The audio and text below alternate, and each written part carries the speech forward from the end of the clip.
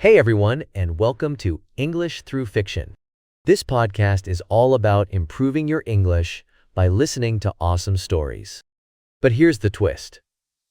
We take cool stories that might be a bit tricky for non-native speakers and rewrite them in a way that's easier to understand. That way, you can enjoy the story and learn English at the same time. At the beginning of each episode, we'll learn some new words that will pop up in the story. Think of it like getting your secret decoder ring before the adventure starts. After the story, we'll go over some of the words that might be confusing, especially those related to the story's world. This will help you understand the story even better and make you feel like you're really part of the action. We want you to have fun while you learn, so get ready for some exciting adventures. For our first story, we're diving into the amazing world of Wander West in Shadow by Clover. Imagine a world frozen by a cruel queen's war, where monsters hide in the shadows. A young wizard named Bartimaeus searches for his lost brother, joined by a mysterious witch named Elises. Together, they travel across dangerous lands, facing scary creatures and uncovering secrets. Their journey is long and full of danger, but they must be brave and clever to survive. Come along with us as we follow Bartimaeus and Elise in their search for answers in Wander West in Shadow. Today, we'll be using the words builder, suffocate, finder, intentionally, and intensified in our story. We'll explain each one shortly. Builder. B-U-I-L-D-E-R. Builder. A builder is someone who constructs things, usually buildings. They plan, design, and create structures, from small houses to large skyscrapers. Think of them as architects and engineers put together. For instance, my uncle is a builder. He's currently building a new school. Also, that impressive bridge was built by a team of expert builders. Suffocate. S-U-F-F-O-C-A-T-E. Suffocate. Suffocate means to die or be killed because you cannot breathe. It's like when something blocks your airway, preventing you from getting the oxygen you need. A fire broke out, and sadly, several people suffocated in the smoke. The pillows smothered the child, causing them to suffocate. Finder. F-I-N-D-E-R. Finder. Finder is a person or thing that helps you find something. It can be a person, a tool, or even a website. A bloodhound is a skilled finder of missing people. My phone's Finder app helped me locate my lost keys. Intentionally. I-N-T-E-N-T-I-O-N-A-L-L-Y. Intentionally. Intentionally means doing something on purpose, with a plan in mind. It's the opposite of accidentally or by chance. I intentionally left my phone at home to avoid distractions. She intentionally chose a blue dress because it matched her eyes. Intensified. I-N-T-E-N-S-I-F-I-E-D. Intensified. Intensified means made stronger or more extreme. It's like turning up the volume on something. The argument intensified after he insulted her family. Her fear intensified as the shadows deepened. All right, you've learned all the new words. Get ready, because we're about to blast off into a world of adventure.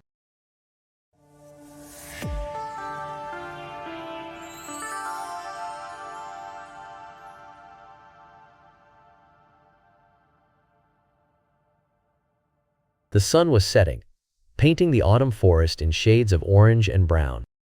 A young wizard, Bartimaeus, stopped in a clearing. He listened to the wind. It rustled the dry leaves still clinging to branches. These leaves, like flames, danced around his worn boots. A shiver went down his spine as the wind tugged at his dark cloak. He pulled his faded red scarf tighter, feeling the evening chill. The wind wasn't his main concern. He wasn't good at understanding its whispers, like those who could predict weather. The silence worried him. No birds sang. No crickets chirped. Only the wind had a voice in this lonely part of the forest. This silence told him he might have found what he looked for. A large, gray boulder dominated the clearing. covered in lichen and vines. It stood twice as tall as Bartimaeus. He touched it, brushing away some dried bramble. His olive skin was smudged with dirt from his journey. His dark hair was tangled and messy. He wore dark leather clothes, a sword at his hip, and a hunting crossbow slung over his shoulder. Although his face was calm, his dark green eyes held a spark. A faint smile touched his lips as he examined the stone. It was clearly a carving, made by human hands long ago. Vines had split its surface. Time had worn it down, leaving only a hint of its former shape. It seemed to be the head of a giant statue. Too much time had passed to know who it represented, man, woman, or something else entirely. Only the suggestion of eyes and a nose remained, the rest lost to the earth. Bartimaeus frowned, staring intently. He hoped the stone would reveal its mysteries. He sighed, stepping back. He wasn't here for forgotten glories. He glanced around. The trees seemed to avoid the clearing. Their twisted black branches bent away, as if in pain. "Well," he whispered, "it is time to get on with it." He reached under his scarf. He pulled out a leather cord. A small, rusted iron cage hung from the cord. The cage was no bigger than the circle he could make with his thumb and first finger. It was a single piece of iron, without a hinge. Jagged slots were carved into one side. Inside, a shard of something so dark it looked like a piece of the night sky. Bartimaeus held the cage flat in his gloved hand. He stared at the shard inside, holding his breath. He waited, still. Nothing happened. He sighed, a mixture of disappointment and relief. Just as he was about to lower his arm, the dark shard moved suddenly. Bartimaeus froze. His breath caught in his throat. He held his arm out again. The shard swung gently back and forth. At first it seemed accidental. Then it moved faster, more strongly. It shook in its cage, pulled by an unseen force. It spun, stopping with its narrow end pointing in a single direction. Bartimaeus stared at the still cage. A chill gripped his heart. His hand trembled as he tucked it back under his scarf. "Well, fool," he muttered. "This is what you wanted." The wind sighed, reminding him of his solitude. He corrected himself, thinking, "I'm not really alone, am I?" He swallowed his fear and followed the direction the shard indicated. He walked past the weathered statue, carefully stepping over the dry brambles. The bushes disappeared. Even thorns seemed reluctant to grow here. Beneath the leaves, the ground was dark earth, mixed with small stones and flat rocks. Bartimaeus started to think, as he often did when nervous. The flat rocks suggested a floor, or maybe a plaza. The clearing was too regular to be natural. Other stones, almost hidden by leaves, were arranged too neatly. Broken columns, perhaps? A building? It must have been very old, and he lacked the historical knowledge to identify the builders. Perhaps even a scholar wouldn't know. So much history was just stories, often different. His thoughts offered little comfort. His curiosity about the place faded as he continued. With each step, the air grew heavier. Unease settled upon him, knotting his stomach. Something was wrong here, something strange. He was walking towards it. Dread and panic rose inside him, but he suppressed them. He couldn't afford to run. He had found what he was looking for. To flee now would likely mean death. Step by step, he forced himself forward. His breath came in ragged gasps. Finally, he reached a cave entrance. Perhaps it was a natural cave. Perhaps it was once the entrance to a cellar, part of the ruined building. It was impossible to say. If it had been built by humans, no sign remained. It was just a hole in the earth, big enough to enter without ducking. It went down into darkness so complete it seemed to swallow all light. Bartimaeus stared into the darkness. The world around him disappeared. The forest, the wind, the clearing, the statue, all gone. Only he and the gaping maw of the cave remained.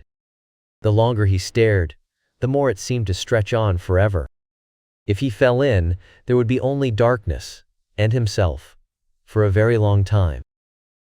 "Move," he whispered, so quietly he could barely hear himself. He felt detached, as if watching himself from outside his body. "Move, move," he hissed, and finally, a spark of will ignited within him. He stumbled back from the cave, falling to his hands and knees. He cleared the leaves from the ground, exposing bare earth. He picked up a stick and scratched patterns into the dirt. Circles inside circles, going inwards. He drew a dagger from his boot, nicked his thumb, and let the blood drip onto the earth. He squeezed his thumb until a small pool of red stained the dirt. He mixed the blood and dirt into a paste. He traced the paste onto the pattern he had drawn. A low, sad wail cut through the silence. Bartimaeus looked up, his eyes wide. The sound came from deep within the cave. There was no mistaking it. He worked faster, sweat beading on his brow. He could feel it now too. Something stirred within the earth. Something bad had made its home in this ancient place. He had sought it out, with hope and dread, but not enough dread. Not nearly enough dread, now that he felt it moving towards him. The wail grew louder. It was not a sound any animal could make. It shifted and changed. Sometimes it was a low whistle, a moan like the wind. Sometimes it sounded like a man screaming, but without any human emotion. It was a flat, strange howl, drawn out longer than any human breath could hold. More than a howl, it was a long, mocking groan. The shadows grew longer. The remaining daylight seemed to fade. Bartimaeus closed his eyes, trying to block out the endless shrieking. His hands trembled as he traced the pattern in the dirt, the darkness drawing closer. Then, abruptly, the wailing stopped. Bartimaeus stood, his legs shaking. He stood in the center of the circle he had drawn in mud and blood. He could see nothing but the cave entrance, a hole into hidden darkness. He knew this wasn't right. He should be able to see the ancient stones, the forest around him in the twilight. But he couldn't look away from the cave. Because there, just at the edge of the light, if only he strained his eyes hard enough, there it was. "Bartimaeus." A voice called from the darkness. He almost ran. The voice was wrong, thick with cruelty. There was a hint of laughter in it, and a hunger, a red pulse that throbbed in his mind.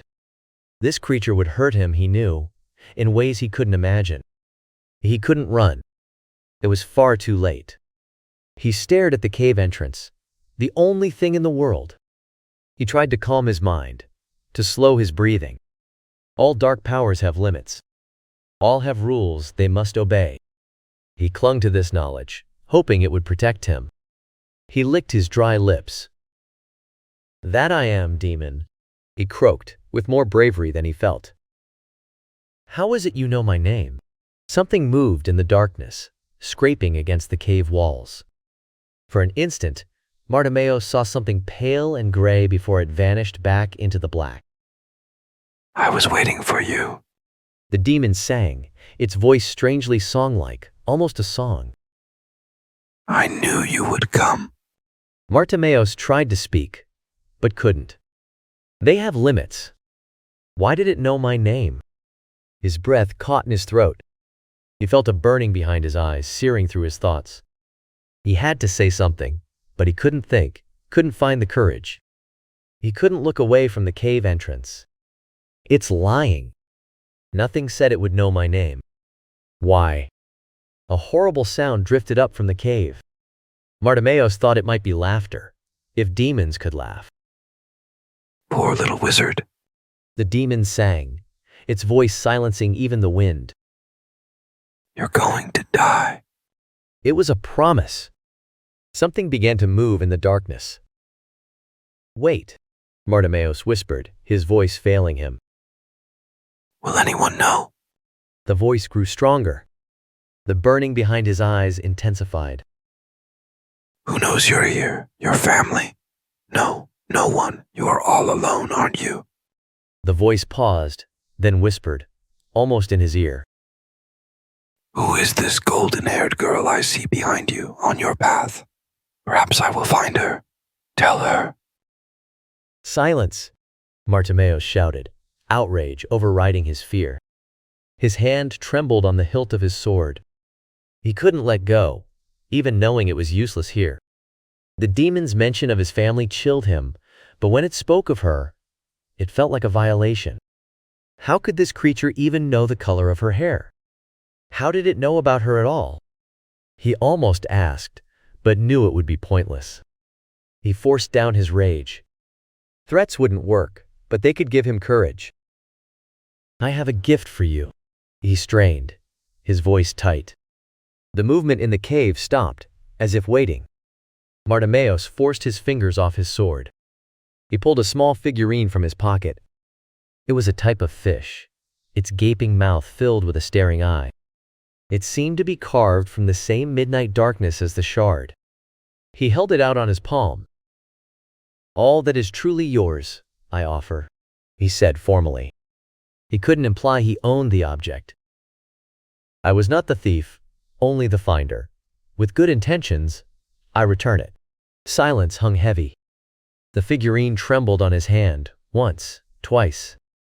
Then it flew through the air, too fast to see, and disappeared into the cave's darkness.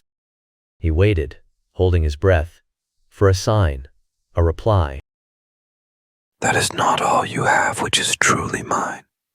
The demon hissed, its anger almost human. Is it? Bartimaeus felt a tug at his neck, the thong holding the cage and its dark prisoner. It rose under his scarf, pulled towards the cave. He reached for it, but it snapped, flying into the dark. A moment later, something shot out of the cave, striking his forehead. Stars burst behind his eyes. The world spun. He felt warm blood flowing down his face. He touched his forehead. His glove came back wet and red. He looked down at his feet. The iron cage lay there, torn open. The jagged edges shined with his blood. It could have taken out his eye, he realized, feeling sick. Blood flowed over his lips. He spat it out. So much wasn't going as planned. How did the demon know his name? Know about the people he knew? He thought he would be safe within the circle. Perhaps I really am going to die. He pulled a dirty kerchief from his pocket and held it to his forehead. He winced at the pain. The wound was shallow, but ugly. The pain, however, chased away some of his fear. Is the gift enough? He called out. So much had gone wrong he couldn't expect it was. Something shifted in the dark. Yes, the demon's voice said. The teasing was gone, but the strange, musical quality remained. Let the finder have his reward. A long, thin, gray arm emerged from the darkness. Bartimaeus almost cried out. Sweat trickled down his forehead as he watched. Another arm appeared, and another, whipping out of the dark and clawing at the ground. They looked almost human, except for the extra fingers. 6 or 7, he couldn't be sure, and their pitch-black nails. The demon pulled itself up, its arms straining with strong muscle. Its body was draped in layers of stained rags, hiding most of its flesh. It rose tall, though its back was hunched. Only its arms and head were visible. It had the head of a fox, with bright red fur, but much larger than any natural fox. Its eyes were glittering black stones, like its bared teeth, which formed a mean grin. As it rose, the world seemed to shrink, the light to dim. Those jet-black eyes seemed to drink in everything, until Bartimaeus could see nothing else but the demon. And it was wrong. Even beyond its appearance, something about it was simply not right. It made his bones shiver, like he was seeing something forbidden. Its movements were strange, as if it might collapse at any moment. But it moved quickly, never wavering, never taking its eyes off him. For a terrifying moment, Bartimaeus was certain it would kill him, sweep over his circle as if it wasn't there. The demon stopped just outside the circle. Though taller than him, it was so hunched that the fox head was level with his own. He could see nothing else but that fox head. His head pounded. His vision darkened, He wanted to speak, but his breath was too ragged. Bartimaeus. The demon spoke, relishing his name. The fox head didn't move. The voice didn't seem to come from its mouth. Little wizard, I know what you want. Bartimaeus realized he couldn't tell if the voice was even coming from the creature. It hummed inside his head, suffocating his thoughts. You have lost what you are hunting. You want a telling to put you on your path. Yes, he forced out, past a thick tongue. He almost didn't care anymore. He met the demon's gaze, trying to gather his thoughts. Rules it must obey. The demon owed him. Yes, yes, he repeated, his voice growing stronger. That is what I want. Silence. The demon was so close he would have felt its breath, if it breathed. But it didn't. It was so still that Bartimaeus wondered if time had stopped. No living creature could be so completely still. You will be stuck here, frozen, for a very long time with this demon. Blood. The demon's voice echoed in his mind. I need your blood for this. A spotted gray hand reached out, its black fingernails sharp as talons, but it didn't cross the circle. Bartimaeus wondered if it was a threat, but the demon waited calmly. His blood? He remembered the rag on his forehead. He pulled it back. It was soaked red. A fresh trickle of blood ran down his face. Careful not to cross the circle, he dropped the rag into the demon's waiting hand. The demon brought the rag to its fox face and breathed in greatly. It ran its tongue over the cloth, tasting his blood. It raised its snout and sniffed, as if catching a scent on the wind. When it spoke, its voice was quiet, calmer. I see your paths, little wizard, dancing with each other. Yes. Its nose was wet with his blood. It stood, nose moving, savoring the taste. Less than 10 days' travel, to the south, by the shores of the great lake of Noost Drim, you will find the cursed village of Silverfish. There you will find the trail again. Bartimaeus waited. When the demon said no more, he swallowed. His throat felt like dust. What sort of curse? He whispered with a rough voice. The creature didn't answer. It simply lowered its bloody snout, the fox head grinning, leering with flat, black eyes. Bartimaeus knew he should leave, take what he'd been given. Part of him really wanted the demon gone. It still dominated his vision, blurred his thoughts, dimmed the light, and drew his gaze. It might take further questions as an insult. Still, he asked, "Isn't there anything else you can tell me?" The grinning snout seemed to laugh, revealing more black fangs and a limp gray tongue. As bright as the fur was, the inside of the fox's mouth looked dead. Someone follows you, Bartimaeus. The demon's voice burned in his mind. Someone walks in your shadow. Then, before he could ask more, the demon was gone. The world lurched. The heavy presence in his skull vanished, along with the disgust, the feeling of something dirty. The light brightened. The cave no longer held him prisoner. It was simply a hole in the ground. Bartimaeus felt uneasy. The demon had vanished, there one moment and gone the next. The long lines it dug in the ground were gone. The earth was untouched. He wondered if the demon had ever really been there. He touched his forehead, wincing. He felt tender flesh and the start of a scab. That was real. He smelled something burnt and looked down. The circle he'd drawn in blood and dirt was burnt into the ground, as if it had caught fire around him. Bartimaeus stared, then scuffed the circle with his boot. He had no time to wonder. Night was coming. He had to return to camp before dark. He glanced back at the cave, darkness, and nothing more, and set off. He moved quickly through the bushes, quieter than the wind, leaving behind the clearing and the forgotten statue. A waste of time, and a deadly one, Bartimaeus thought grimly. The demon had told him little more than to continue on his current path. He likely would have reached Noost Drim and Silverfish anyway. He spat, adjusting his cloak, then sighed. It wasn't completely useless. He knew to go straight there and to search Silverfish for what he sought. And, he thought, you know someone is following you.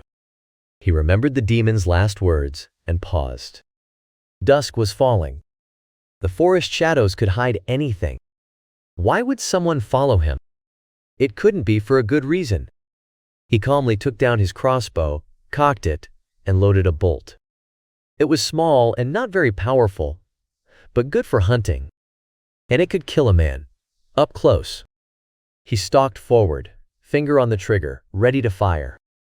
He strained his eyes, his heart racing with every creaking branch. Despite the chill, he felt sweat soaking his clothes by the time he reached his camp. It was a simple ring of stones around the remnants of a fire, his bag hanging from a low branch. He sighed, removing the bolt and releasing the tension in the string. He'd half expected someone waiting for him. If someone was following, he hadn't noticed them. And he wasn't careless. He knew these woods were dangerous, especially alone. If they were following him, for how long? They could have easily stolen his things while he was gone, yet his bag remained untouched. He checked it, but nothing was missing. Could the demon have lied? Just for the pleasure of deception? He wouldn't put it past the creature. But the information was part of the telling. Demons couldn't lie about that. Rules they had to obey. Or perhaps it wasn't part of the telling. It was an additional question he'd asked at the end. Bartimaeus didn't know, but suspected he'd been lied to. Still, he didn't light a fire. He slept with his back against a fallen log, wrapped tightly in his cloak, whispering a word to keep it warm and dry. Despite the warnings he'd set to warn him of intruders, he listened for any sound in the dark night. It was a long time before he finally fell asleep.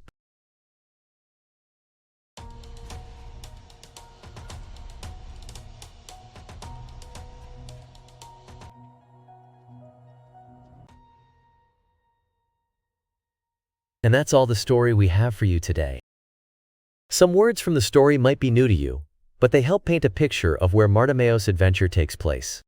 Lichen is like a colorful, crusty plant that grows on rocks and trees, especially in damp places. Think of it as nature's paint, adding spots of green, yellow, or gray to the forest. Bramble is a type of thorny bush with prickly vines. Imagine trying to walk through a bramble patch. Ouch! It makes traveling through the woods difficult. A shard is a broken piece of something, usually sharp and pointed.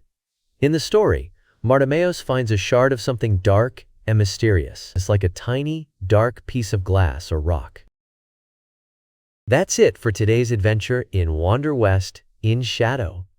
We hope you enjoyed learning English through this exciting story. Join us next time for another episode, where we'll uncover even more. Goodbye for now, and see you in the next episode.